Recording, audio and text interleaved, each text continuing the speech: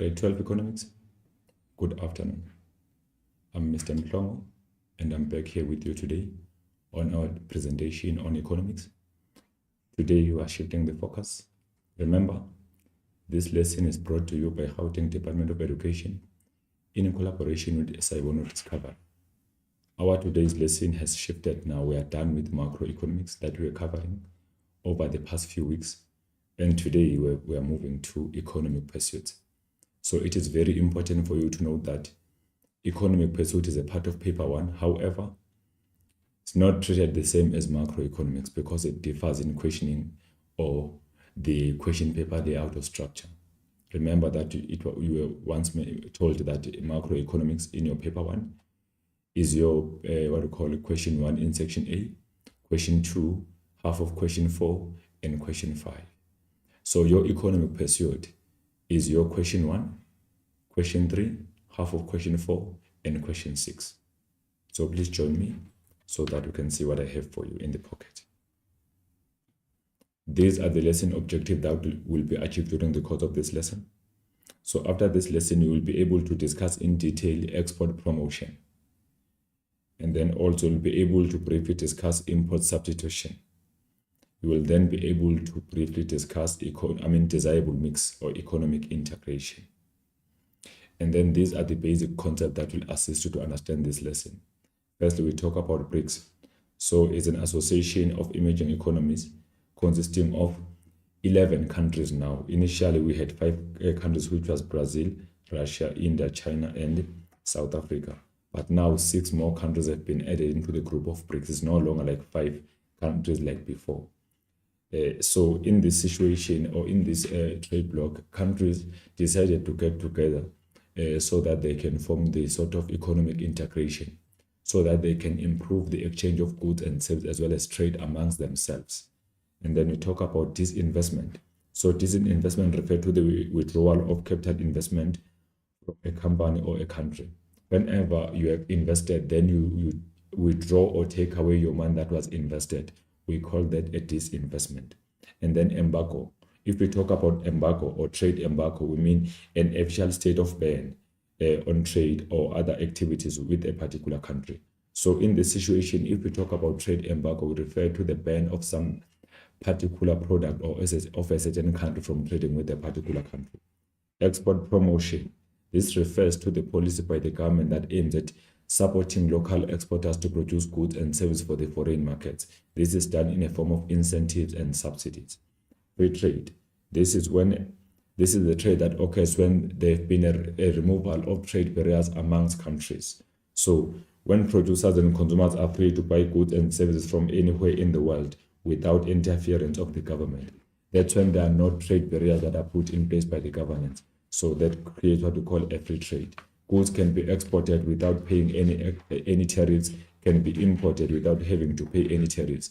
There are no import limits or import quotas that have been set by the government. In that situation, then we have what we call the free trade. Import substitution. So this refers to the replacement of former imported goods and services with the locally produced goods and services.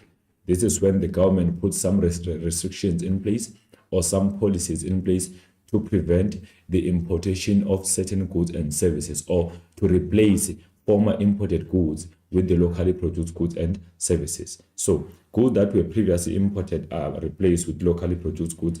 It is a part of South Africa's internal trade policy. So here we simply replace goods that were imported before with the locally produced goods and services. Mercosur. This is an organization to promote what we call the free trade amongst Argentina, Brazil, Paraguay, and Uruguay. The new partnership for African development, which is called NEPAD. It provides for regional cooperation and integration among African countries. The protection. So a trade policy whereby the state discourages the importing of certain goods and services in order to protect local industries against unequal competition from abroad. So if we talk about the protection or protectionism, it is the policy by the government that aims at protecting local firms against the foreign unfair competition or against the foreign multinational industries. So that's when our local businesses are given that protection so that they cannot face unfair competition against the multinational businesses that are all over the world. In that situation, the state intervened by imposing what we call some tariffs, some trade restrictions or import restrictions so that local firms can find it easy to trade within the country. South African Development Community, SADC. So it's an economic and monetary union comprising of Angola, Botswana, the Democratic Republic of Congo, Lesotho, Malawi, Mauritius, Mozambique, Namibia, Seychelles, South Africa, Swaziland, Tanzania, Zambia, and Zimbabwe, which allowed imports from member states to qualify for duty-free access to other member states. So in the situation, under what we call the SADC, countries can export and import goods amongst each other without having to pay any tariffs. And then sanctions. So here we talk about a penalty applied by one or more countries to another country. If you talk about the sanction, we mean a certain penalty is imposed to the country, or maybe the country is being sidelined from being involved in the particular trade with other countries. Like I think you have an idea and you are aware that USA have imposed some sanctions on South Africa for some reasons. It's been highly spoken about. Trade liberalization, the abolition of government intervention in the trade flows on both import and export side. That's when there have been removal of government intervention through trade restrictions. So we can say in that case, the trade has been liberated. World Trade Organization. So we call this one an international organization that was created to monitor and liberalize international trade. So it promotes fair trade between world countries. We call that one WTO, or the World Trade Organization. The protocol. So this refers to the established code of procedure or behavior in any group or organization. The official procedure governing affairs of state, e.g. cultural activities and international affairs. These are some definitions or concepts. Now let's check. Remember, as we start everything, we begin with the examination guideline.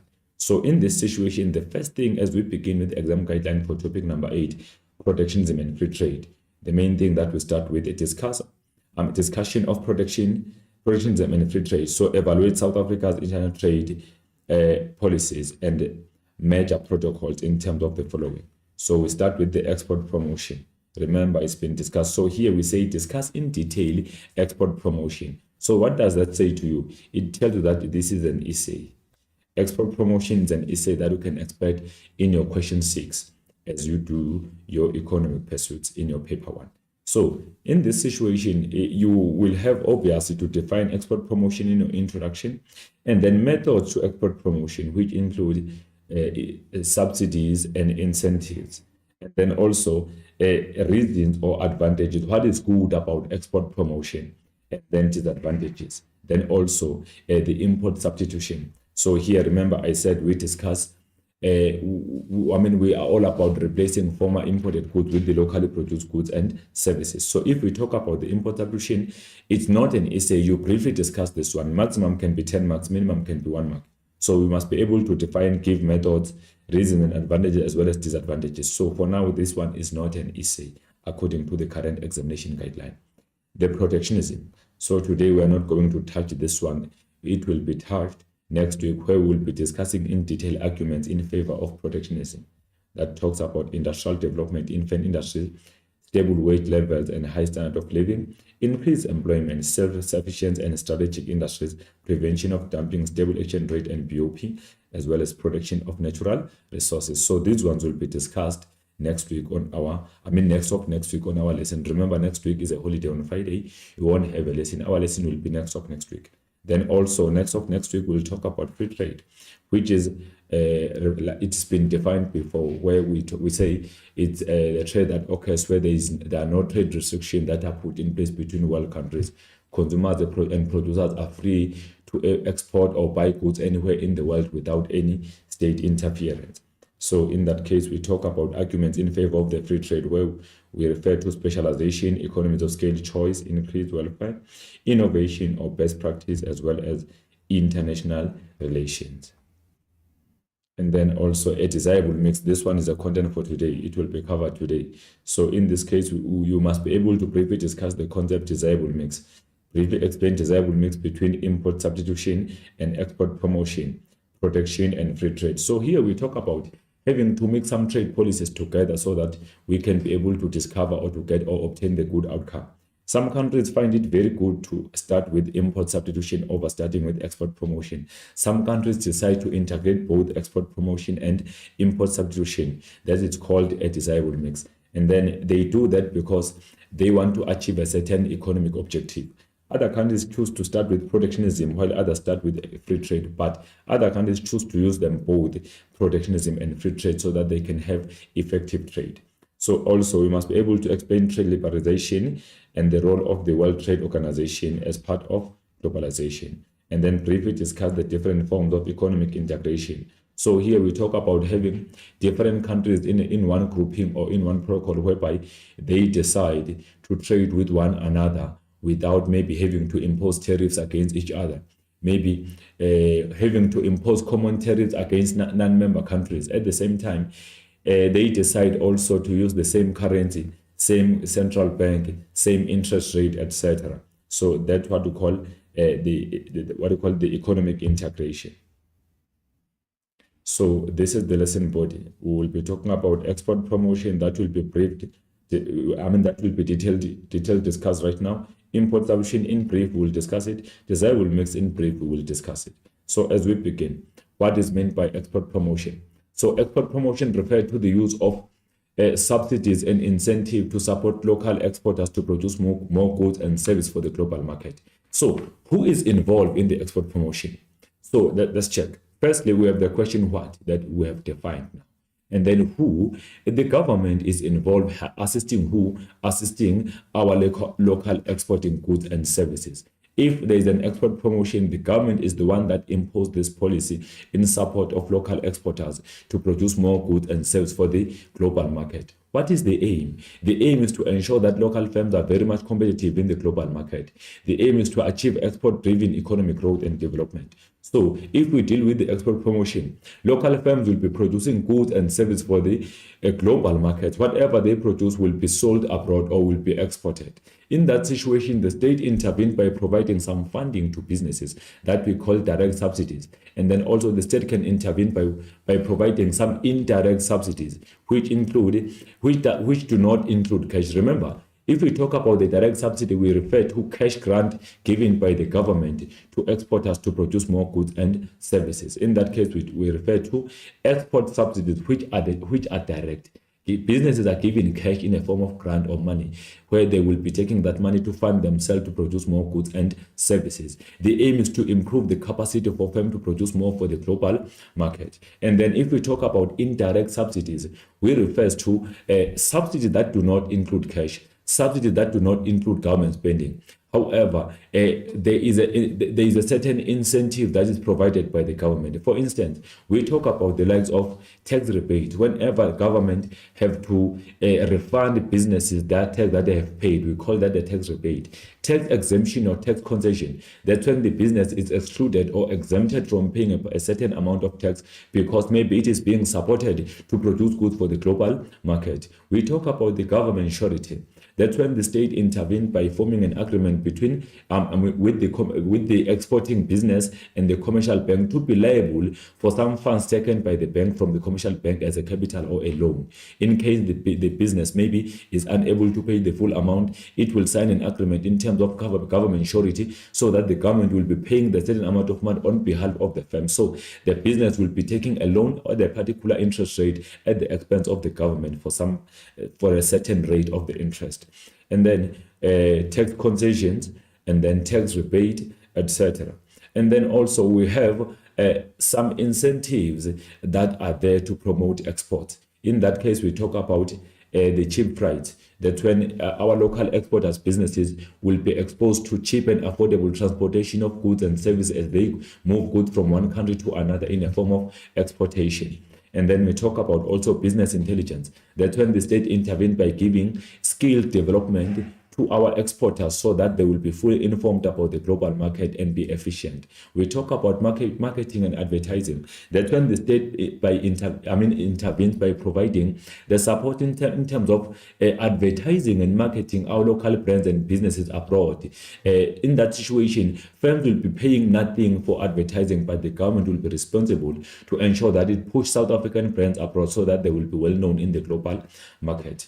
Then we talk about low-cost storage. Whenever our businesses are mobilizing their goods or transporting their goods from one country to another, they go through the hub. After going through the harbor, they will be exported. The storage of those goods and services will be cheap and affordable because of the state intervention to support those exporting businesses. So we can count a lot, but it will be discussed. What is good about export promotion?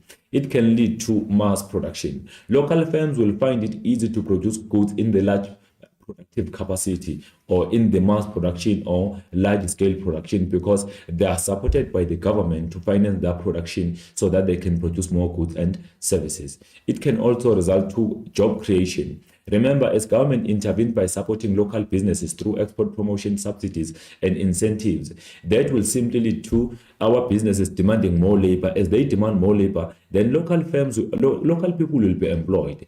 Also, remember, it can result to establishment of new businesses. As the government promotes some businesses and some goods to be produced, there can be establishment of new businesses because of high global demand. That will lead to new increased competition in local economy.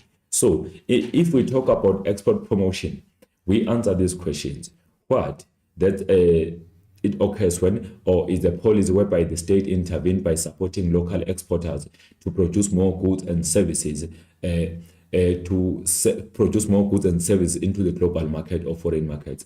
And then another question, who? The government is the one who is responsible to provide support to our businesses. And then how? The government uses incentives and subsidies to support our local exporters to produce more goods for the global market. The question is what? What are the benefits? We talk about the advantages. Improve foreign or international competitiveness. Local firms find themselves being very much competitive abroad. Also reducing BOP deficit. If our firms have our BOP is faced by a high level of deficit, then it can be reduced because the volume of exports will be increasing. At times, it can increase more than imports, which will be reducing BOP deficit that we face as a country. Can lead to mass production. So there will be large scale production by South African businesses because remember, local firms are smaller than foreign. Local markets are slower than foreign markets. As local markets are are smaller than foreign markets. That's when now, as goods are demanded locally, that will simply lead to them circulating not more than they will be circulating if they're demanded in the global market. So we say local markets are smaller than foreign markets. If you sell in the foreign market, you are highly exposed to different countries that will be demanding your product in different countries. So that simply leads to you being highly exposed and you will be producing more goods and services. And then also it increases the national income of the country because as exports are increasing, you come across more money flowing into the country as a payment for exports, which will be increasing South African national income. Lead to job creation. We know that with export promotion being in place, there will be high demand for labor because firms will be pushed or pressed to produce more goods. At the same time, there will be much efficiency because local firms will then have to utilize all of their factors of production since they are also producing for the global markets, which are bigger than the local markets. What is bad about export promotion? One of the bad things is that as firms are dependent on the government through financial support and incentives, they find themselves finding it difficult to cope in the market or in the foreign market if ever the government can withdraw its financial aid or financial support. So local firms can find it difficult to stand on their own in the global market if ever the government withdraw its own support. So they will shut down. Also, there can be retaliation. Foreign firms can intervene by imposing tariffs on our exported goods because remember, export promotion makes goods to appear more affordable in the global market, which will be pushing out foreign firms in the global market out of the market. Because our goods will be cheap. As our goods are competing with other foreign goods that are too expensive, those goods will be driven out of the market by our export promotion policy. Since our goods will be affordable, they will be highly competitive and pushing those foreign businesses and goods and services out of the market. So which is creating unfair trade between world countries. So also it promotes dependency to the government because should the government withdraw its support, businesses cannot stand on their own in the global market. So foreign firms can intervene by retaliating in terms of imposing more tariffs on South African exported goods and services. So export promotion involves providing incentive to encourage local businesses to produce goods for export or for the global market. Now check, if we talk about the export promotion, we have the government on the side, we have local businesses on the side. So what is happening? The government is providing the support to local businesses for what? To produce more goods and services so that those goods can be sold abroad.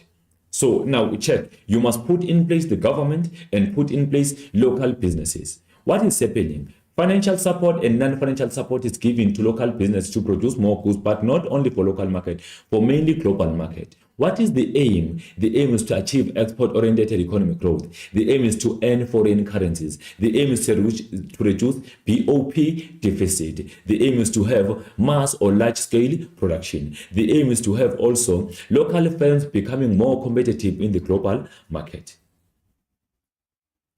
And then it is the government's strategy to promote local businesses to produce goods and services for the foreign market. Remember, if ever our firms are highly exposed into the foreign or global market, our goods will be competitive abroad, and that will lead to high level of demand, meaning foreign consumers will be demanding South African produced goods and services, which will be a greater incentive to South Africans because firms will find themselves having to utilize all of their factors of production, and then there will be more demand for labor, there will be high level of productivity in the country and more GDP. And should export increase more than import, there will be a reduced BOP deficit, and also we might come across the surplus in the BOP.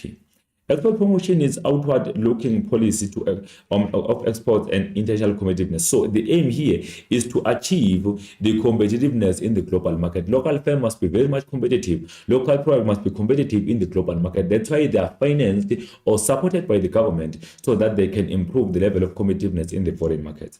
It can also be defined as measures taken by the government to increase the quantity of and variety of goods and services that are exported. Remember, one of the aims is to ensure that we achieve export-oriented economic growth, meaning as we achieve economic growth, that economic growth is more embedded on exporting goods and services.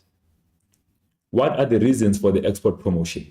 It aims at achieving significant export-driven economic growth, meaning our economic growth need to be more embedded or attached to what we call the exportation of goods and services.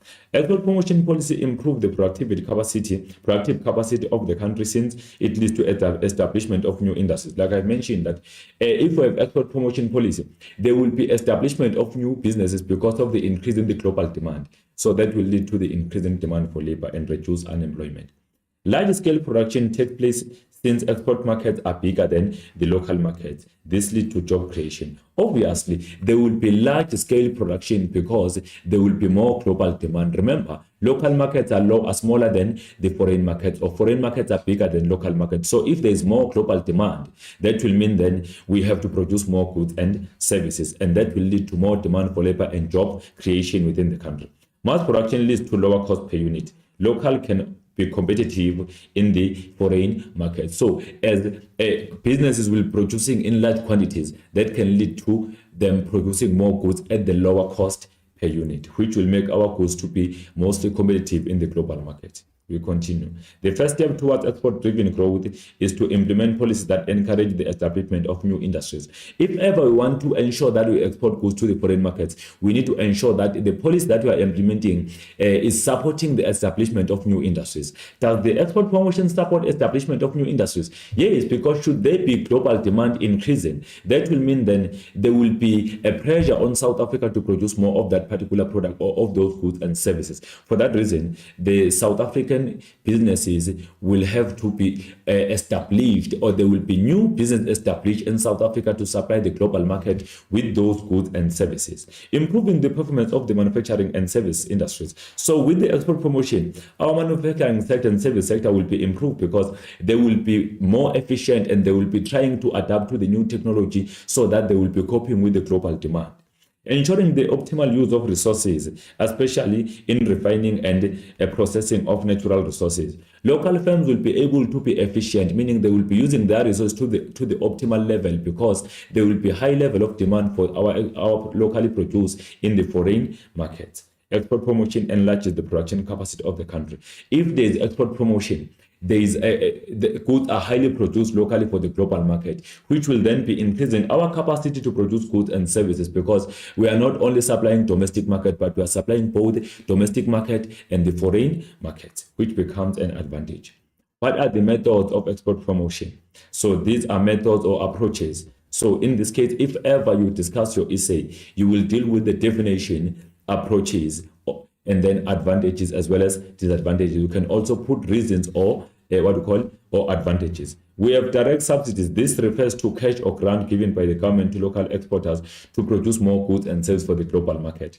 And then we talk about indirect subsidies. Remember, direct subsidies include government spending. That's when the government will be spending money to businesses for them to produce more goods and services. Then we talk about indirect subsidies. These are the subsidies that are given by the government, but they do not include government expenditure. Government doesn't spend any money, but supports businesses in different ways. For instance, having to give them back their taxes that they have paid in terms of tax exemption, tax rebate, and then also for tax exemption, having to give them some refunds on a certain amount of tax that should be paid. So those are what we call indirect subsidies. And then trade neutrality. That's when now the state intervened by funding local businesses with a certain amount of money, which is equivalent to what we call to the amount of money spent on on imported goods and services. So in this case, if we talk about trade neutrality, they're trying to ensure that the import tariffs imposed on South African goods and services as they go out is given to businesses as what we call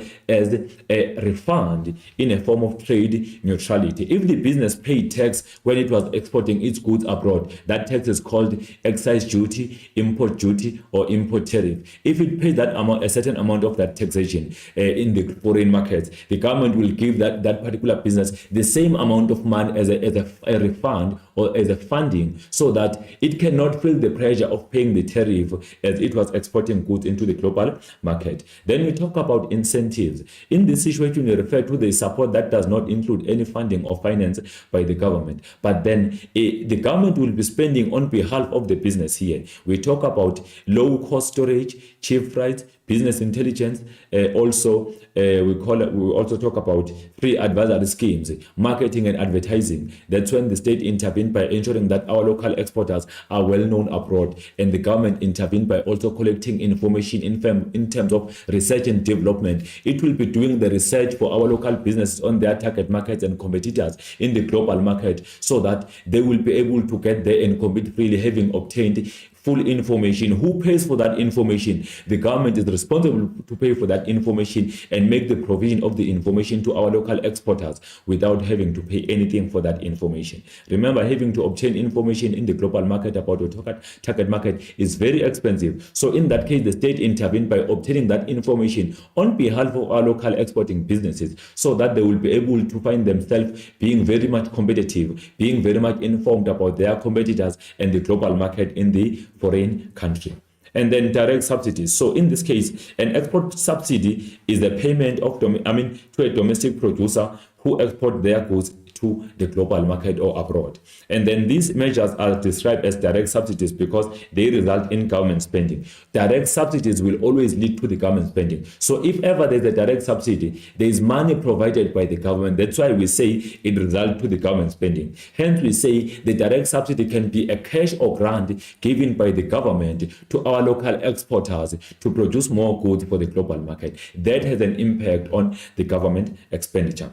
This refers to the cash grant paid by the government to local exporting businesses as a financial support to increase their production. What is the aim of an export direct subsidy? Is to support local businesses to produce more goods for the foreign markets. So goods, firms will have to produce goods in large capacity so that they will be able to produce to supply both the local and the foreign market with their goods and services. Directly subsidized businesses have an ability to produce at the lower cost, increase international competitiveness, explore and establish markets overseas. It allows them to establish markets in the global market of foreign countries because they are highly subsidized. As the government gives them money or cash to produce more goods and services, that money will be a greater incentive for them to increase their productive capacity so that they will supply for both local and foreign markets.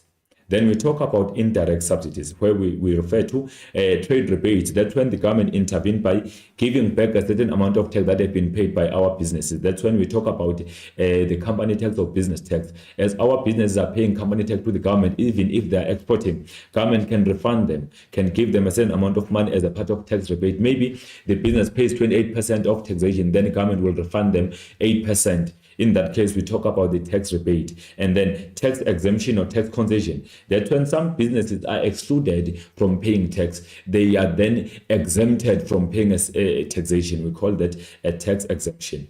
The government surety. That's when the government intervened by forming an agreement between the business and the commercial banks to say exporting business can borrow money from commercial bank or can borrow capital from a particular commercial bank at a lower interest rate. Meaning, if ever interest rate payable on that particular capital is maybe 14%, maybe the government can be liable to pay 7% and the business will also pay 7%. So that allows the business to spend less as it borrows capital and buy capital goods. Then the government will intervene by settling a certain amount of money, meaning on behalf of the business, the government will be paying that particular loan repayment at a particular interest rate. And then refund on import tariffs. This is more like the same. When we talk about trade neutrality, that's when the government intervened by giving some refunds on whom? On exporters. As they have exported their goods and services abroad, they paid import tariffs. Those import tariffs will be refunded by the government back to those businesses that have paid that particular tariff in the global market as a part of neutralizing trade. Because remember, the import tariffs, as goods are going abroad and they are paying tariffs, they make goods to appear more expensive abroad. So for the government to make those goods appear more cheap, it will intervene by by refunding our businesses through what we call the trade neutrality, so that our goods will remain affordable abroad in order to compete easily with those other cheap goods abroad. And then we talk about indirect subsidies. So indirect subsidies do not result in government spending. If we talk about an indirect subsidy, there is no cash given to the business. However, there is a support given to the business by the government. There are exemptions given to exporting businesses. Instead of the business paying the full amount of tax, the business will then be excluded to pay the full amount. It will be given that concession or exemption. It will pay lesser than expected. So that discount given to the business is a part of what we call indirect subsidy. The government did not spend anything. However, the business was supposed to pay the full amount of tax, but it paid less because of the concession given to it on paying a particular amount of tax. So in that case, we refer to the fact that it does not include government spending. Indirect subsidies have the same effect as direct subsidies because they result in exporting firms using their discounts to increase their productive capacity at the lower cost. So our local firms will always have the similar benefits if they are subsidized either directly or indirectly, because both of these export subsidies are focusing on supporting local firms to produce more goods at the lower cost per unit. Tax rebates. So in this case, it refers to a tax refund given to exporting businesses to increase their production for foreign markets. Now, these are not just refunds. But if we talk of tax rebate, we mean the business has paid the full amount of tax that was expected to be paid on its annual profit. However, the government will refund the business the certain amount of its tax that it was paid, so that it will take that amount of money and produce more goods and services. For instance, we can have a business that is exporting goods to the global market. Then the state intervened by saying, okay, we pay the full amount of tax on our revenues, on our profits. After paying, the government can give us a certain refund, maybe of 10% on our tax that we paid. So we call that a tax rebate. Tax rebates occur when exporting businesses are given back a portion of their taxation they have paid to be directed to production. So how can businesses use tax rebates as a part of incentive? Businesses will use tax rebates to fund their production of goods and services so that they can produce more goods and services. Indirect subsidies are continuing. Tax exemption. So in this case, that's when businesses are excluded from paying a certain amount of tax or the entire taxation as they become exporting businesses. Refer to tax discounts given to exporting businesses as a support so that they can increase their production. So should the government give some exemptions in terms of tax to businesses, our local exporting businesses will have more money remaining in their pockets and use that money to fund their productivity so that they can produce more goods for the foreign market. These are also known as tax concessions on profits earned by exporting businesses. Refund on import tariffs. These are given to companies that often use imported machines to produce goods and services. If our firms are importing some machines or capital goods to produce goods and services, those firms will be refunded their import tariffs that they paid when they were importing goods. So those are the refunds. If they bring goods from abroad, those goods will be paying some tariff to South African government, and those tariffs then will be refunded back to the businesses so that they will keep on producing more goods for the global market. Exporting businesses are refunded their import tariffs or import duties or taxes on equipment or machinery. We continue. Government surety. So this is when the government intervened by taking a responsibility on a particular interest rate to be paid by business. So the government will simply pay a certain portion of interest payable by the business to the particular commercial bank. What is meant by the government surety? That's a document that contains formal agreement between the government, exporting business, and commercial banks, allowing the firm to borrow money from the commercial bank at the lower interest rate at the expense of the government. Meaning, as the business is borrowing capital from abroad or borrowing money from the commercial bank in order to trade abroad, that money or financial capital will be having some interest rates, and then the government will intervene to pay a particular percentage of those interests while the business pays less interest in order for the firm to produce more goods at the lower cost. So is the interest rate discounted given to exporting business to increase their production capacity? Government surety contains formal agreement between exporting businesses, the government and commercial bank to give capital or financial capital to exporting businesses at the lower interest rate at the expense of the government. Trade neutrality, then we also talk about trade neutrality, refer to subsidies that are equal to import duties imposed on exporters. Whenever our goods are exported abroad, they are imported that side as they receive them in the foreign country. We call them import.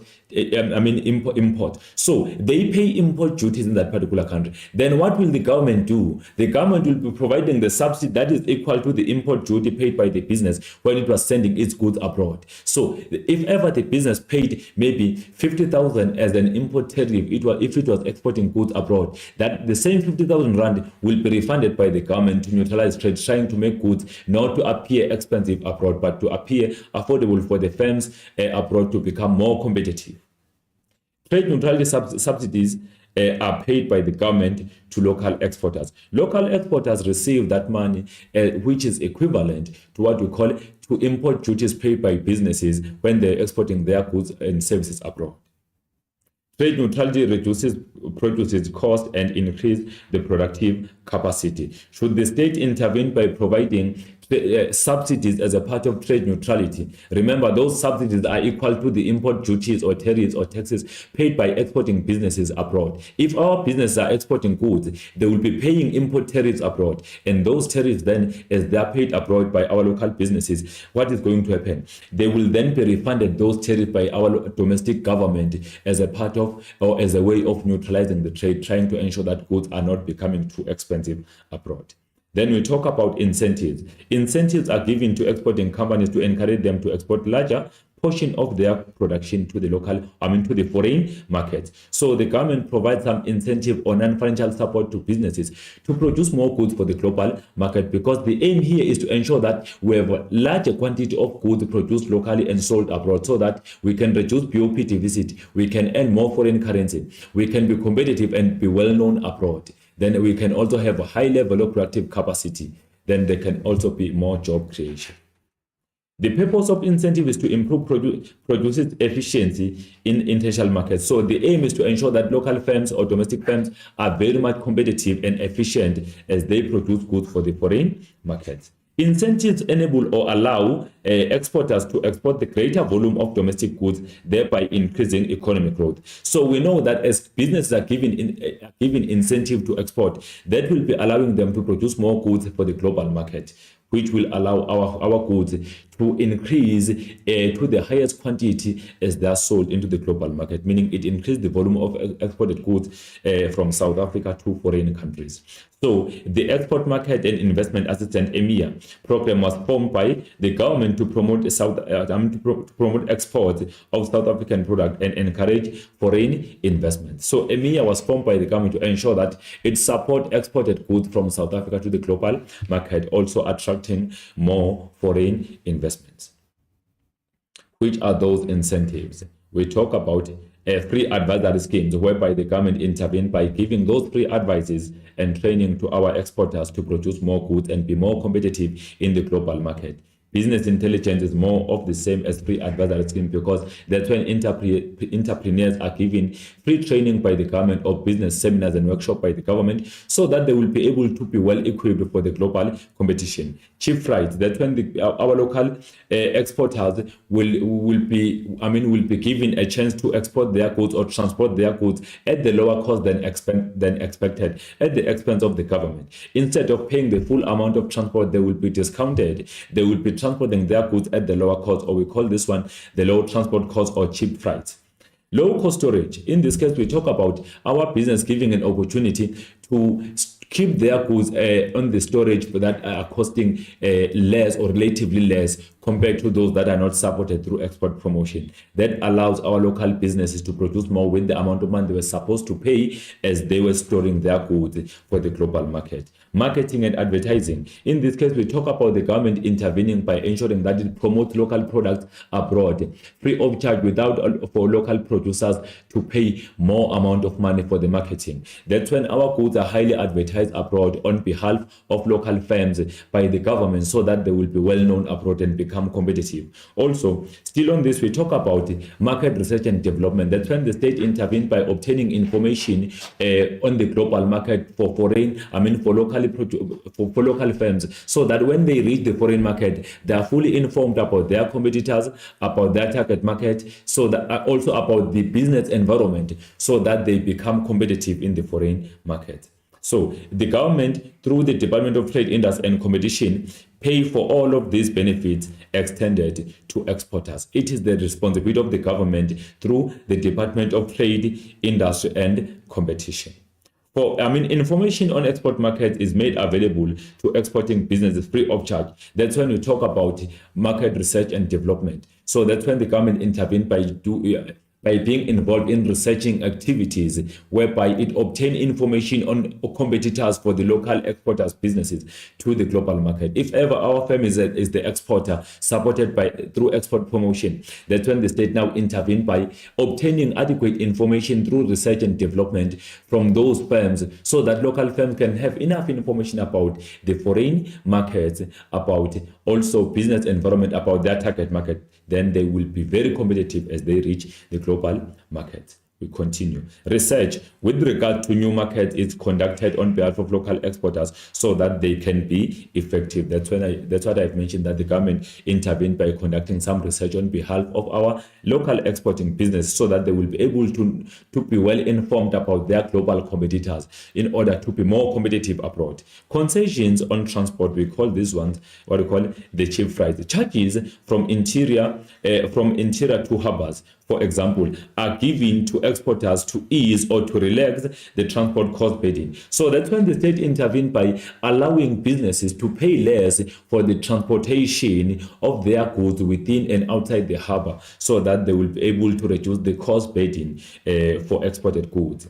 Export credit and export credit guarantees are given exclusively to exporters to access required capital. If they need capital, that's when the state will intervene by giving our local exporters the export credit. It is not exactly the same to what we call the government surety, but it is related, because we said the government surety, that's when the state intervenes by paying certain amount of interest rate on behalf of the business as it borrows money from the commercial bank. So it contains the formal agreement between the firm, commercial bank, as well as the government, where in a way that the government will be responsible to pay a certain amount of taxation on behalf, the certain amount of interest interest rate, certain amount of the interest rate on behalf of the exporting business as a part of the support for the business to obtain capital and produce more goods and services for the global or foreign markets.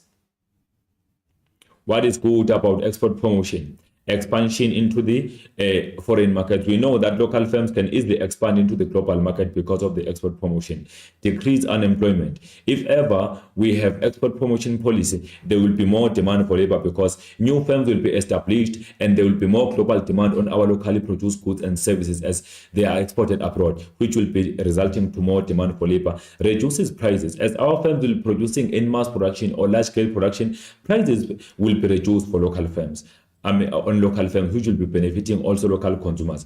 Stabilizes the currency. Our currency will be able to be stable because we will be earning more foreign currencies, and there will be more inflow of foreign currency into the local market as a part of payment for exported goods and services. BOP deficit will be reduced, or BOP will be improved because the volume of exports might be increasing more than the volume of imports. Diversify the economy, meaning that simply means our local economy will be having variety of goods and services produced, not only depending on agriculture or mining. There will be variety from primary sector, manufacturing sector, as well as service sector. They will be fully involved in economic activities of the country.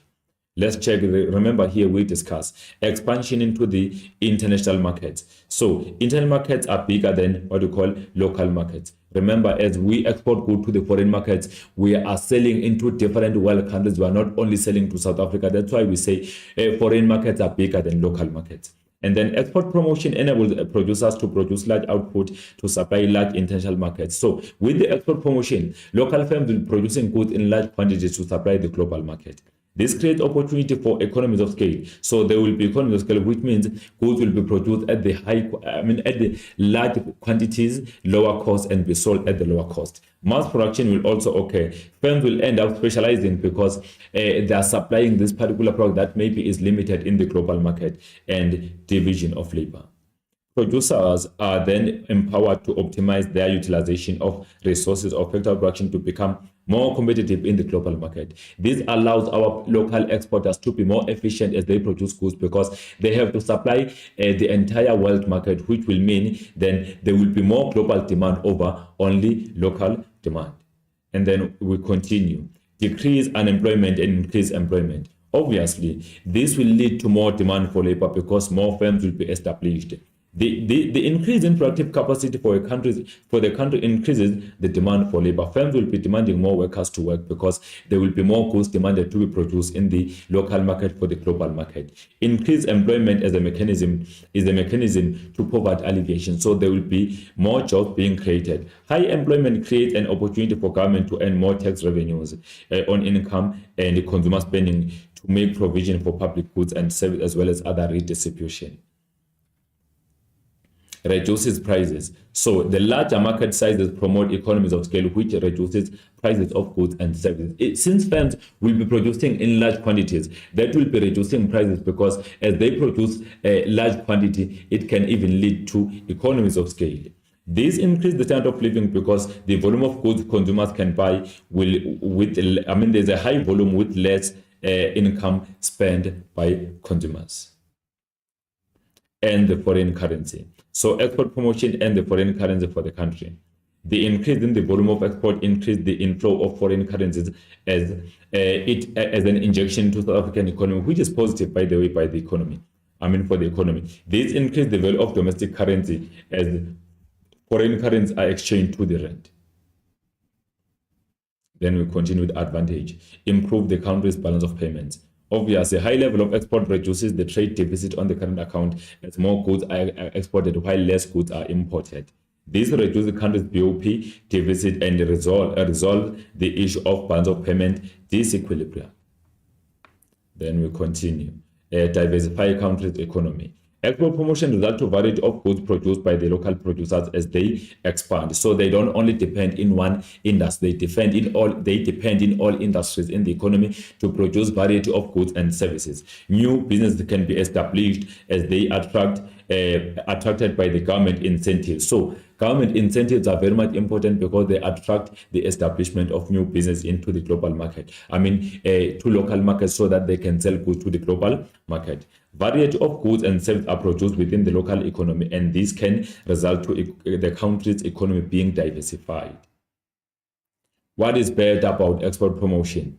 Distorted prices. So remember, price can be distorted in a way that as government intervene by providing subsidies to local businesses, these businesses cannot have much control over prices because they are highly subsidized by the government. And also at the same time, as they sell these goods at the lower cost, they might think that their prices reflect the actual cost of production, while their prices are not the true reflection of their cost of production. Why I'm saying that?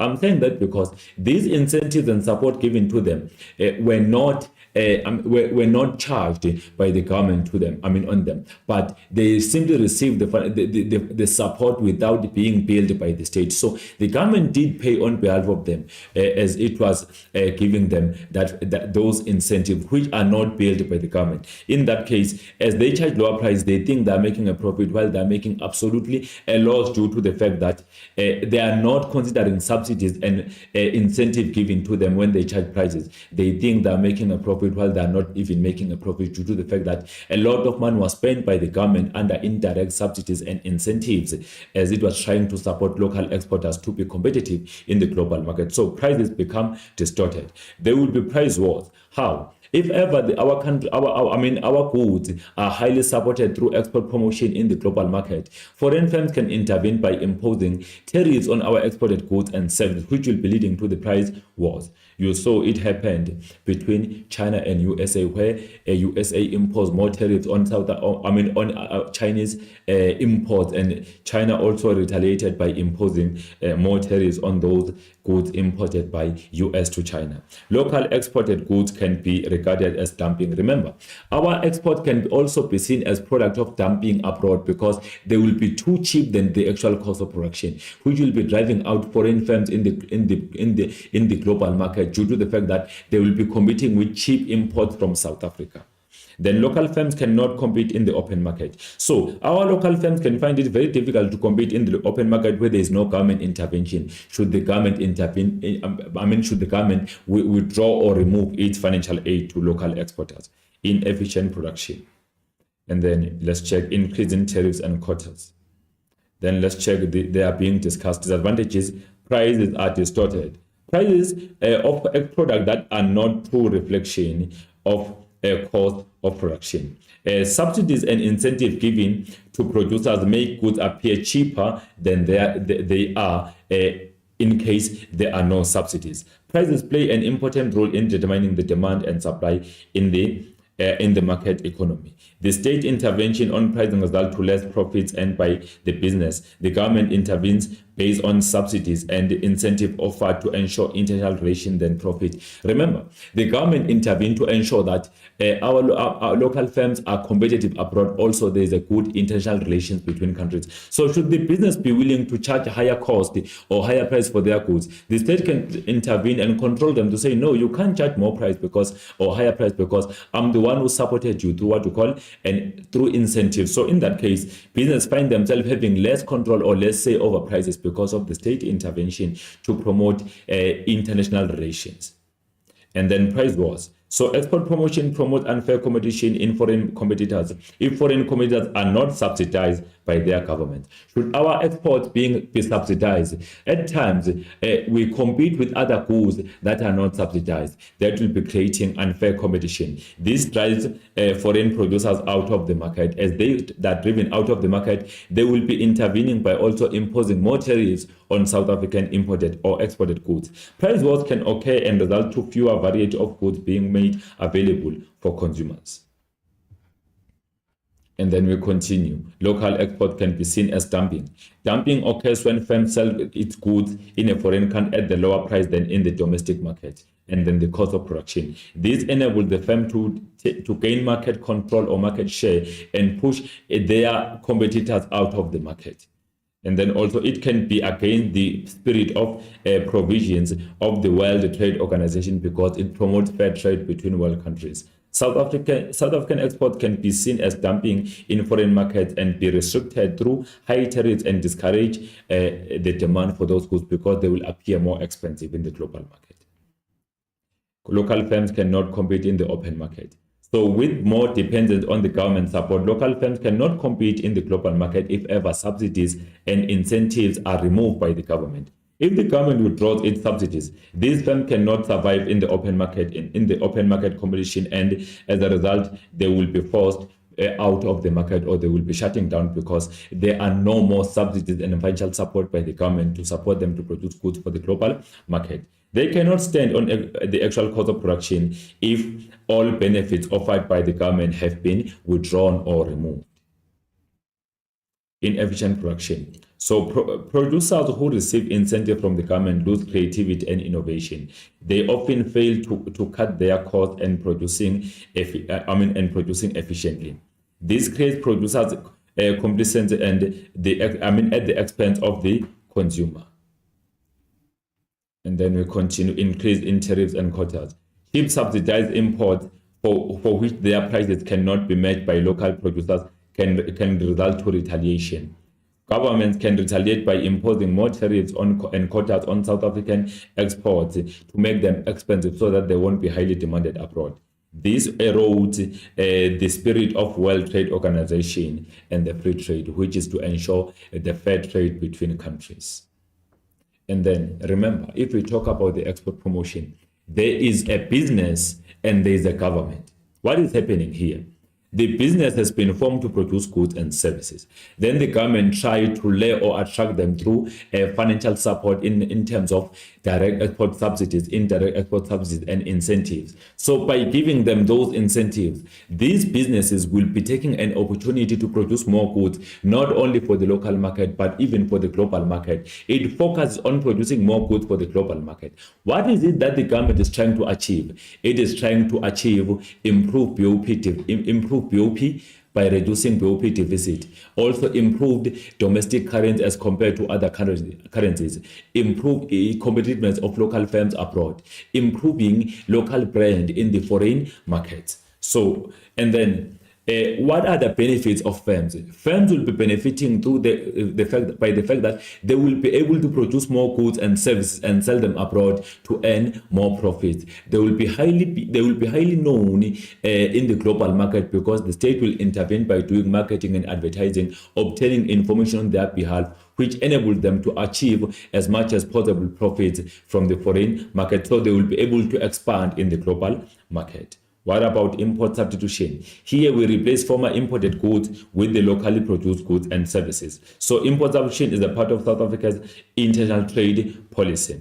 Import substitution is the replacement of goods and services that were previously imported with the locally produced goods and services. So as we replace them with the locally produced goods and services. The import substitution policy can occur in two forms. There can be a forced import substitution and voluntarily import substitution. What is meant by the forced import substitution? The first one occurs when the country has been sanctioned from trading with other world countries. In that case, it cannot import goods, cannot export goods to those countries. Then the country will then have to do what? Will then have to establish its own firms to produce former imported goods and services that are very much important, maybe for welfare of the nation.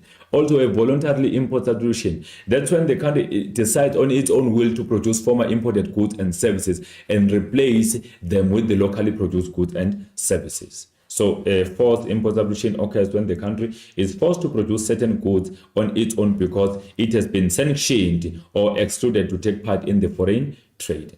Voluntarily import substitution occurs when the country decides on to improve its industrial base by producing some goods that were former imported. What are the reasons for import substitution? Economic diversification. When goods that were previously imported are produced locally, domestic manufacturing expands and the economy becomes less reliant on foreign businesses or foreign country. Industrialization is promoted. So in that case, the development of new industries to produce previously imported goods can increase the tax revenues and create job opportunities. There will be high level of industrialization in the country if ever new firms are established locally to produce goods that were former imports. We continue balance of payment problems. So in this case, the BOP disequilibrium will be reduced. If the deficit on balance of payment is too high, a decrease in import can help to reduce what we call the BOP deficit, the trade. Developing countries' reliance on natural resources as a basis for growth and development limits their ability to grow. And then if these resources are used to produce goods and services which can be used domestically or exported, economic growth might be increased because of that. We continue. Tariffs and quotas. So we're talking about methods and approaches to import substitution. We talk about the tariffs. So here we talk about import tariffs or import duties or excise duties or import taxes. These are taxes that are imposed by the government on imported goods and services. So these tariffs are imposed they differ in two ways. We have what we call the specific ones, and then we also have the composite. Then we have what we call the ad valorem. We'll check. Import quotas also are in place whereby the state intervened by imposing some limits on the quantity of goods to be imported. Foreign exchange control, that's when the state intervened or Reserve Bank intervened by controlling or managing the currency of the country to be exchanged into the foreign currencies per day. And then also diverting trade. That's when intervenes by maybe trying to have some control in there, by maybe trade embargo, sanctions, etc., trying to prevent the importation. Also, we have a physical control where we talk about the physical ban or trade embargo that takes place where the country will be deciding to remove some former imported goods for maybe quality or quantity standards. And then subsidies, the state intervened by subsidizing local firms that are producing former imported goods and services. Remember, this one is not an essay. It's a brief discussion. The maximum can be 10 marks in this one if it's an additional part or data response. So methods of import substitution, we have tariffs, which are import duties, excise duties, or import taxes. So what are these? A tariff is a tax on imports. They are introduced for the following reasons. Number one, to protect local producers against foreign competition. If ever import tariffs is imposed, imported goods that have been imposed on tax, imported goods will appear more expensive. So we impose tariff on some imports. Those imports appear expensive in South Africa. Then local consumers are not going to demand expensive imports. Instead, they will be demanding locally produced goods that are similar to those imported goods and services. To provide government with revenues. Remember, these also collect revenues for the state to increase its own income for the funding of exporters, and then to make imports more expensive and therefore discourage imports. So imports will appear relatively expensive abroad, locally, because they've been charged what we call the import tariffs. Tariffs are separated into specific tariffs, ad valorem tariffs, as well as the composite tariffs. If we talk about the specific tariff, that's when the imported product is charged per unit. Is charged the tax per unit. Ad valorem, we talk about the tax imposed on imported luxury goods. The composite, that's when the firm will be paying both specific ad valorem, then that is what we call the composite import tariff. We continue. Import quotas or import limits. So these are limits that are imposed by the government on quantity of goods to be imported to South Africa. Import quotas involve placing some restrictions on quantity of goods that may be imported. That's when the state intervened by setting some quantities that can be imported on some goods and services. This is done to reduce the quantity of certain goods that are imported if the country can also produce them. Import quotas influences the supply and the price for the imported goods. Remember, if ever imports are imported at the lower quantities, they become relatively expensive, which allows local consumers not to demand those goods, but only demanding locally produced goods and services. So import quotas can be general or discriminatory. The general import tariff is whereby the state intervened by saying all countries can only import a certain amount of goods and services. But the discriminatory is whereby the country can simply be saying a certain country among them all will have to import less of certain goods and services, while others are not restricted. We call that a discriminatory import tariff because the country is being discriminative now to that particular country, while it allows other countries to import as much as they want. Foreign exchange control. The government can limit the amount of foreign currency available for importers. if ever local firms want to import, local consumers want to import goods and services, they have to apply for the foreign currency through Reserve Bank, and that will be delaying them. There will be so much delays which will discourage them from importing goods. Without necessary currency, it is impossible to import from the rest of the world. So should the Reserve Bank be restrictive on granting currencies if people want to import goods that are available in South Africa? That will mean there will be less importation of goods and services. All foreign exchange earnings by residents are handed over to the central bank. Then whoever that is in need of the foreign currency have to apply through what we call South African Reserve Bank in order to be able to import some goods and services.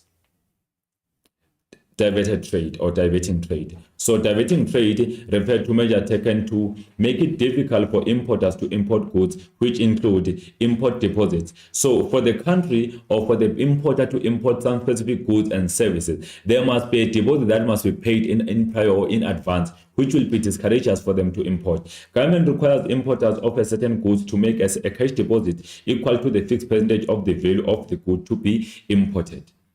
Administrative obstacles. That's when the state intervened by delaying issuing trading licenses for importing businesses. Time-consuming customs procedures or significant levels of paperwork will discourage potential importers.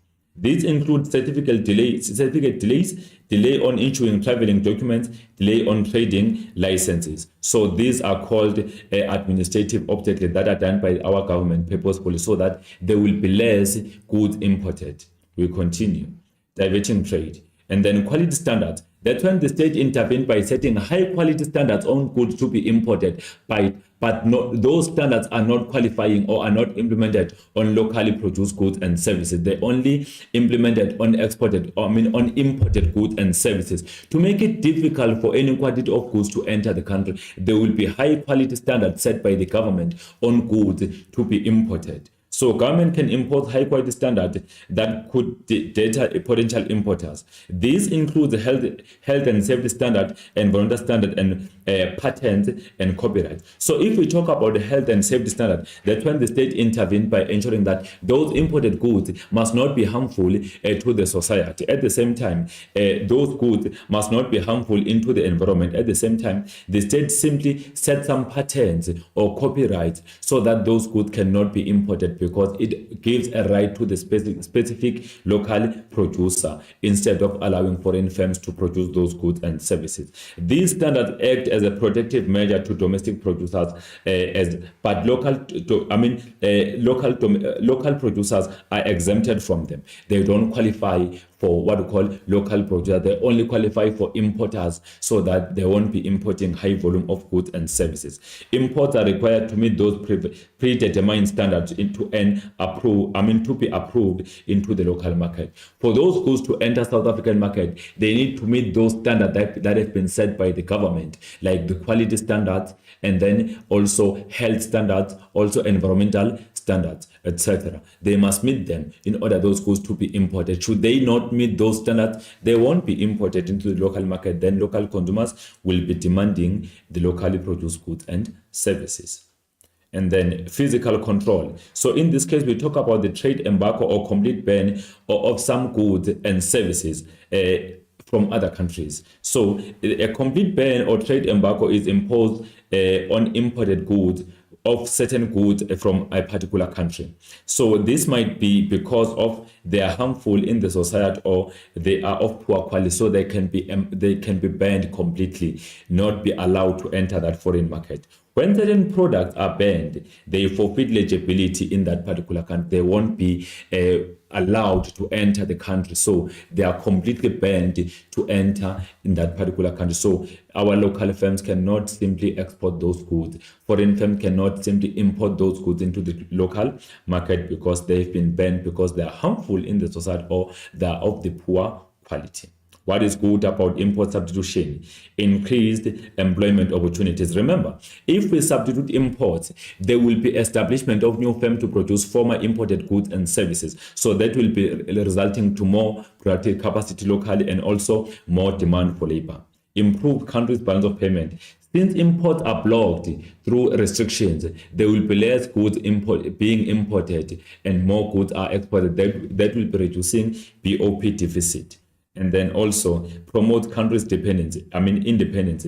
So the country will be no longer dependent to other world countries because it will be able to produce more goods that were formerly imported. There will be economic diversification whereby the country will be depending on local products that are in all the economic sectors, namely primary sector, secondary, and tertiary sector.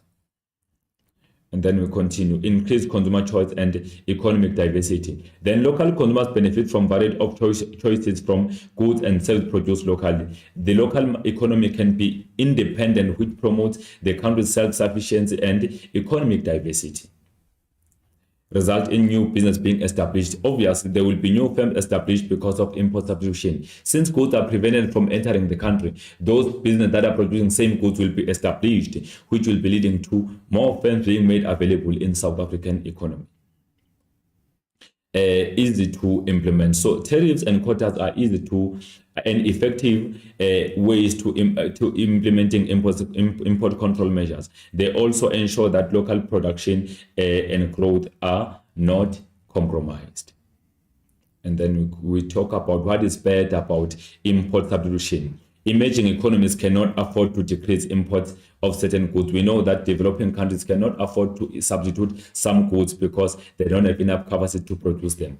Isolation from internal market can occur. So we can be isolated to compete in the global market because of we are imposing more tariffs on imported goods from other countries. Consumers pay high prices for local goods. Since there will be no much open competition because of import substitution, local firms can simply be compromised because local consumers can be compromised because they will be paying more for inferior goods produced due to the fact that local firms are protected. Retaliation. Foreign firms can intervene by retaliating by imposing more tariffs on South African exports, dependent on government protection. So then local firms can mostly depend on government to protect them. So that will be discouraging them from not being more competitive in the global market because of the protection.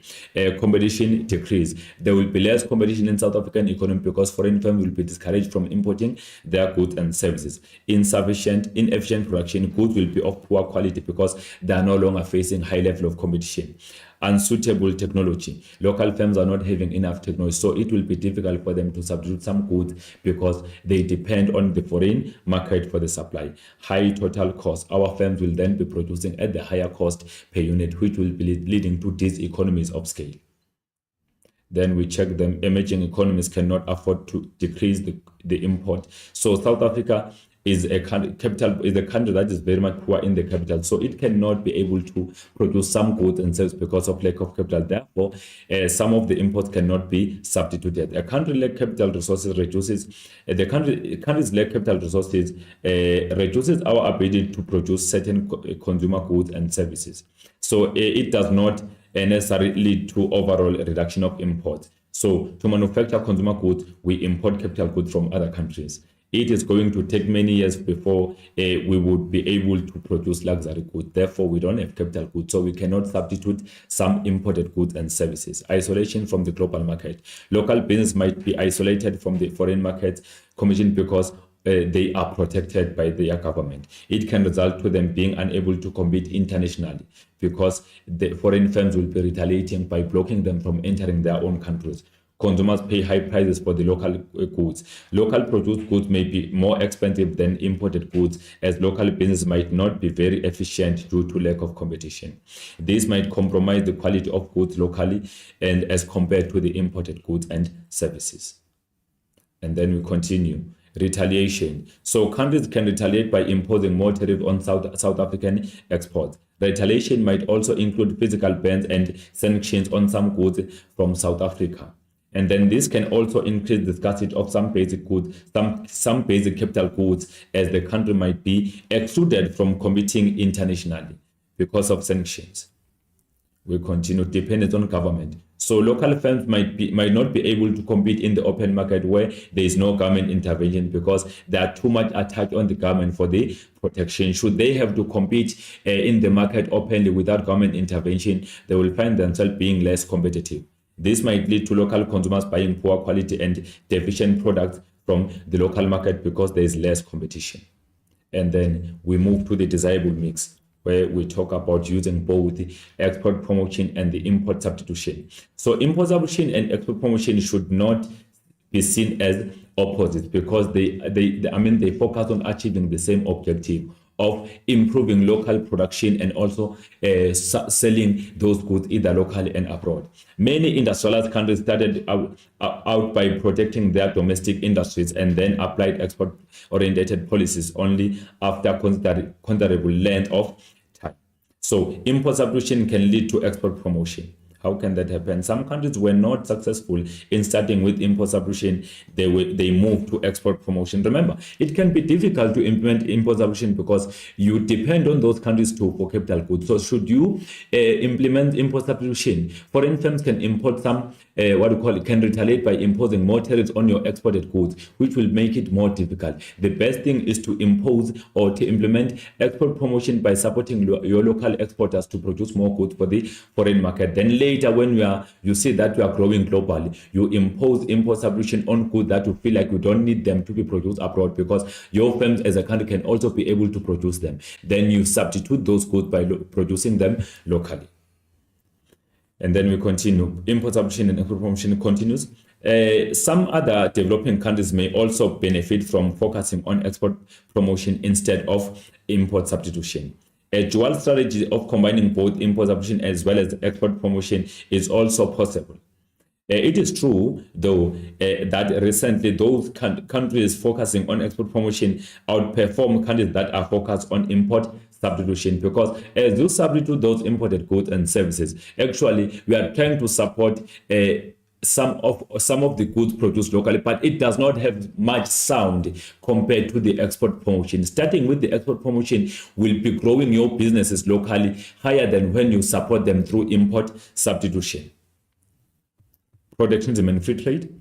And then once a country has decided to mix free trade and protectionism, what mixture suit them between the two, it needs to find the countries that have the same objective. Then this will ensure that trading partners are chosen, rightful trading partners are chosen that are willing to trade under the condition that have been set. Trade agreements that are set, that set rules and trade are called the trade protocols. We continue. Trade protocols have the combined effect of increasing amount of trade that occurs between countries, but also restricting by laying down rules for the way in which it occurs. Then trade blocs make use of free trade and protection. Member countries pursue free trade with one another, but apply trade restrictions on non-member countries. Economic integration. So let's check economic integration now, which is a part of trade protocol. Economic cooperation refers to any combined action that takes place between two or more governments in partnership to promote the interest of their own countries. So economic integration refers to removal of trade barriers that restrict the free flow of goods and services, as well as factors of production between countries. So we have the free trade areas. So in this case, member countries remove all trade restrictions among themselves, but they keep trade barriers amongst non-member countries. If South Africa is trading with other countries in BRICS, they can remove the trade restrictions among each other, but amongst non-member countries, they will maintain the trade restriction, but they are not common. Each country will be deciding on which trade restriction will be imposed to those countries that are non-members of BRICS. And then we go further to custom union. That's when we develop further what we call the free trade areas by applying the common tariffs or same tariffs against non-member countries. And no country between the trade bloc can intervene by charging high or more tariffs without having to consult the member countries of that particular trade bloc. That's what we call custom unions. We have common market as number 3. That's when we take a further step on improving the trade integration. That's when now what happens, we increase our level of integration as countries in the trade bloc. What happens between us? There will be free movement of labor, capital, and money between the borders of those member countries. without some tariffs. People may live or work anywhere they want between common markets. So if we have a common market, we can move our labor, we can move our capital, we can move our money to any of the member country without any trade restriction imposed in place. So that's when we have a common market. Then the last one is economic monetary union or economic union or monetary union. This is the largest economic integration that occurs between countries. Member countries agree to adopt single currency, and then also they choose the same central bank for determining the monetary policy and interest rate. And then also taxes are also made to be uniform or common between member countries as they adopt the same fiscal policy. Those are for what we call a part of what we call economic integration, free trade areas, custom union, common market, as well as economic union or economic monetary union. Then we move to the activity. Our lesson is over. Then let's check the assessments that are in place here. I will be quick because most of them are the repetition of what has been mentioned on our what we call on our body of the content. Then make the order questions for 8 marks. How does export promotion affect balance of payments of a country? So let's check, is 2 marks. Export promotion increase the volume of export resulting to high flow of foreign currencies. If export increase rather than import, the trade deficit on the balance of payment will be reduced. And then how does the increase in the imports affect the economy? If ever imports are increasing, the rising level of imports causes trade deficit on the balance of payments. An increase in imports can distort countries' balance of payments or a balance of trade and devalue the currency. We continue. And then evaluate the impact. These are 8 marks now. Evaluate the impact of export promotion on the local industries in South Africa. And then let's check with positive impacts. Bigger export markets allow local businesses to sell more products and generate more income in the global market. South African industries may produce goods in large quantities and benefit from economies of scale. Yes, and then the average cost of production may be minimized, which allow local business to export their product at the lower cost and be competitive abroad. Incentive provided by the government, such as concessions on transport costs, may increase the profits for exporters. Export subsidies reduce production costs and increase the competitiveness of exporting businesses in the global or international markets. Local industries will become more innovative and produce better quality products to gain competitive advantage on the foreign markets. Any other answer is accepted. What is negative? Producers who receive financial incentives from the government may lose their creativity and innovation in terms of productive efficiency. Producers may have false sense of security as subsidies distort actual cost of production. And then businesses that do not receive the government financial support may find it difficult to compete in the export market. Export industries may lose market when foreign countries retaliate by imposing more tariffs on their imported goods and services. Remember, we accept any other correct relevant answer. Maximum of 2 marks will be given for mere listing of examples of facts because this is the higher order. Then we have an essay discussing detailed export promotion with regard to reasons, methods, and disadvantages. Evaluate the success of import substitution in South African trade policy. That is our additional part.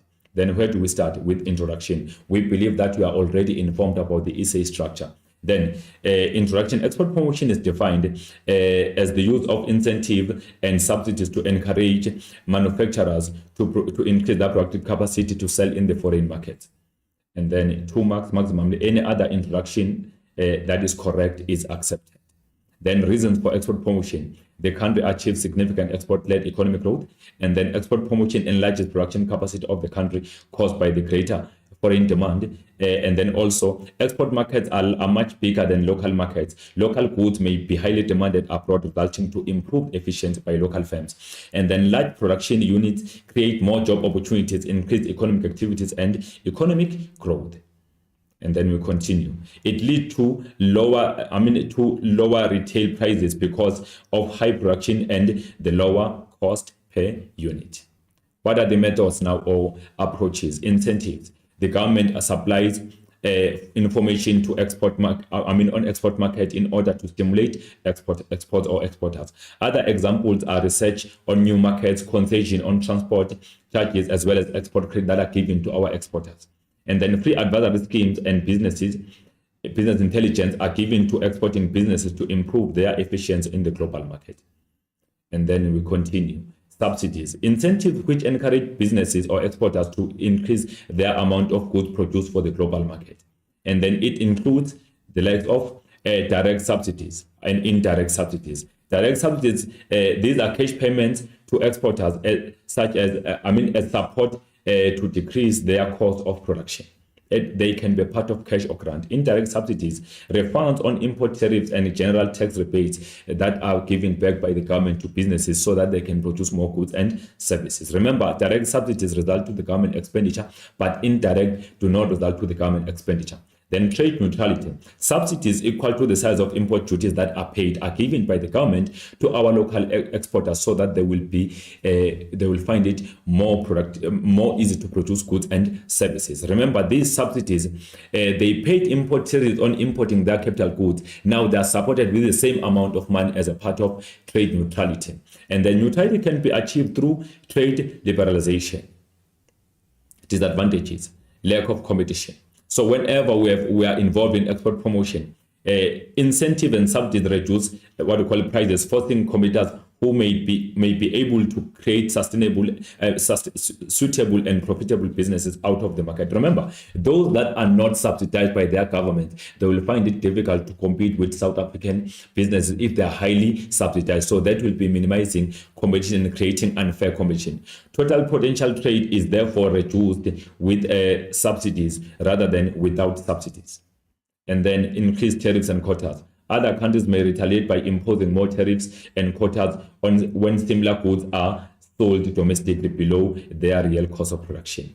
Powerful businesses can afford to offer similar products at much lower cost to drive out local businesses in the market. Compared to their production, the subsidized businesses domestic market may be smaller, that it will destroy the business who receive the subsidy. Then we continue. Distorted prices. Subsidies distort prices as they do not allow the true reflection of the cost of production. Subsidies lower the cost of production incurred by the businesses, resulting to goods sold at the lower cost abroad.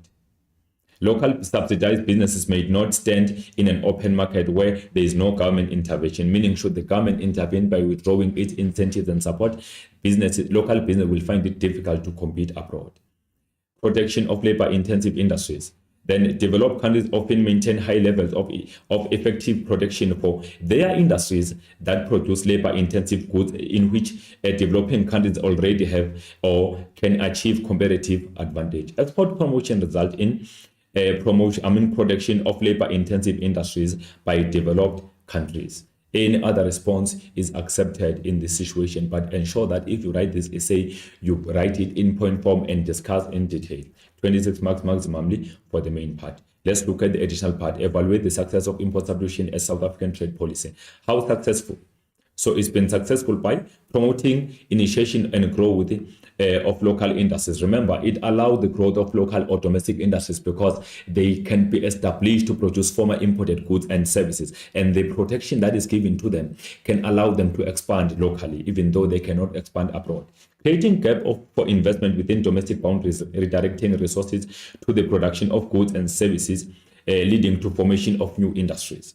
Leading to increased profits, which impacted positive to savings, investment, and the capital formation of the country. Remember, whenever we have import substitution, there will be more capital formation because former imported goods will be produced locally, meaning local firms, new firms can be established and they will be investing more and buying more machinery and equipment locally in order to produce goods and services. Boosting domestic industrialization that enhance demand for labor-intensive industries that created job opportunities by using latest technology. And then increasing the resilience to global economic shocks by building economic stability and sustainability. Facilitating urbanization through expanding industries, restricting imports created and increased demand for locally produced goods and services. has not been successful because led to lack of external competition that affected efficiency of infant industries negatively. So they could not grow effectively because production resulted to our business becoming more inefficient since they face less competition due to the government production. Failed to meet needs of the growing domestic industry that resulted to black markets. If ever local firms are failing due to the production to meet the needs of the local consumers, there will be black market since imports are blocked from coming in due to import substitution. And then financial leakages took effect, reducing government revenue and overall capital base on the economy. Trade production due to import substitution led to overvalued exchange rate, causing the rise on domestic prices. And then we continue. It forced government to spend more on subsidizing industrial investment. Inflation also followed. Remember, if ever you have import substitution, government must intervene by subsidizing local firms to produce former imported goods and services. So there will be more government expenditure. Capital and internal talent are pulled away from industries and developing countries to countries who have competitive advantage in production. So local business people or entrepreneurs find themselves being less competitive and they relocate to countries where they can be more competitive. The total amount of imports are not reduced, as South Africa still imports specialized products as well as capital or loans and intermediate goods to produce goods and services locally. So we cannot ban imports totally because we are still unable to process our minerals into final goods since we lack some machines and equipment. And then the conclusion. Remember, it's a higher order response. In the light of negative impact of free trade, it is critically important to protect smaller developing economies against uneven competition from the developed nation. Remember, if ever our local firms or infant industries are protected, they can find themselves getting an opportunity to grow domestically. Then when they are not protected, they can simply be driven out of the market by what we call multinational industries, because those multinational industries are producing at economies of scale. They produce more goods at the lower cost per unit, while our infant industries are faced by an issue of these economies of scale. They produce less goods at the higher cost per unit. Any other correct response is accepted for 2 marks. And then this is the summary of our lesson. Export promotion has the most of positive effects on the country, but increased dependence on the government by exporting business. We know that if ever you have export promotion, local firms tend to be more dependent on the government for financial support, financial aid or incentives so that they can be competitive abroad. The increase in the volume of export improved the BOP.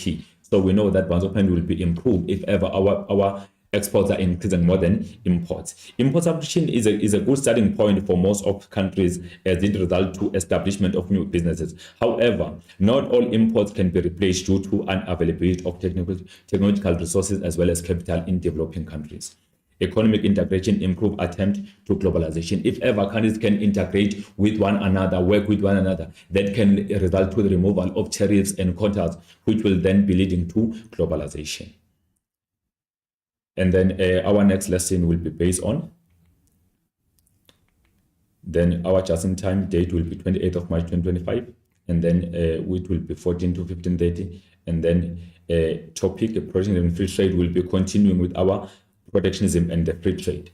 So on the past, remember, we covered our macroeconomics where we discussed circular flow. On the circular flow, as we track back now, since we are saying goodbye to macro, we discussed all components of the circular flow, which include real flow, the money flow, what we call also closed and open economy, leakages and injections. We discussed all of those items in there. We spoke about also the participants, the market in detail as an essay. We discussed national account aggregates under SNA, and then we discussed the multiplier. Then we went to the business cycle where we discussed the composition of the business cycle, and then also characteristics of the business cycle, the types of business cycle, the actual or real as well as typical business cycle, reasons for the business cycle, endogenous and exogenous. Then we went further to discuss government policy, economic paradigm, as well as features underpinning forecasting.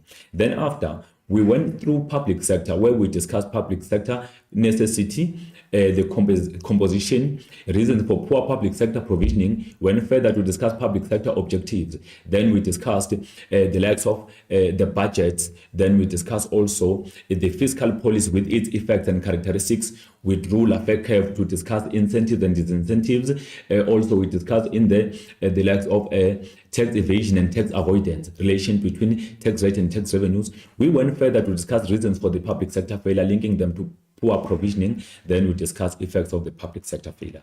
Then we went further to the last one, which was what we call a foreign exchange markets, where we discussed the likes of reasons for the foreign trade, both demand and supply. Then we discussed specialization, where we spoke about absolute and competitive advantage. Then we went further to talk about bands of payment, all sub-accounts, current account, capital transfer account, as well as financial account. Then we corrected BOP disequilibrium. From then we went further to discuss the likes of the foreign exchange markets, different kinds of currencies, establishment of foreign exchange market, free floating exchange rate. Then we discussed the likes of also controlled or managed floating exchange rate, as well as the fixed exchange rate. We gave the difference between them all. After that, we also discussed correcting undervalued currency and overvalued currency. We drew graphs indicating appreciation and depreciation. We gave the difference between devaluation and revaluation. Then we discussed correcting overvalued and undervalued currency by South African Reserve Bank. So that's what has been covered on macro. So we believe that since we have covered the entire macro, we are ready to cover the part of your paper one in your examination. So you can be given the full question paper only to attempt macro, as we are starting economic pursuit. After completing this topic under economic pursuit next week or next week, we will then move to what we call microeconomics. I'm Mr. Mhlongo. Thank you, and I believe this lesson will be a greater benefit for you as you will be preparing for your next assessment, which is a term 2 assessment as June examination, as well as the SPA. Thank you.